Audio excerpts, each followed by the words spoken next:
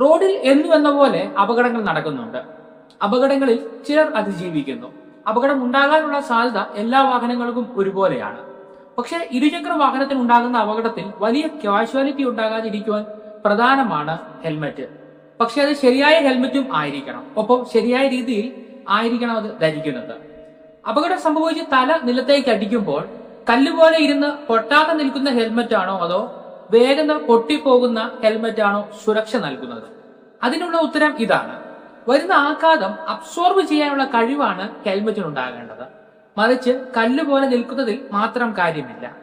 ഇരുചക്ര വാഹനം അപകടത്തിൽപ്പെടുമ്പോൾ സ്വാഭാവികമായി എന്താണ് സംഭവിക്കുന്നത്? വാഹനത്തിൽ യാത്ര ചെയ്യുന്നവർ തെറിച്ച് താഴെ വീഴും. ഈ സമയത്താണ് തല നിലത്ത് ചെന്ന് അടിക്കുന്നത്. ഹെൽമറ്റ് ഉപയോഗിച്ച് യാത്ര ചെയ്യുമ്പോൾ അപകടം സംഭവിച്ചാൽ ഹെൽമറ്റ് ആയിരിക്കും നിലത്ത് ചെന്ന് മുട്ടുക.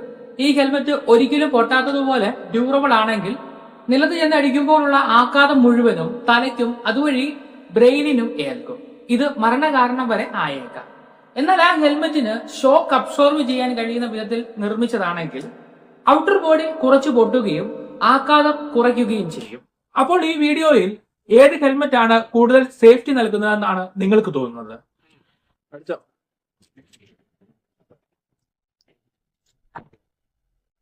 ചെക്ക് ചെയ്യാം. എന്നിട്ട് ഇതിന്റെ സാധനങ്ങളൊന്നും അഴിഞ്ഞു വന്നിട്ടേട്ടാ.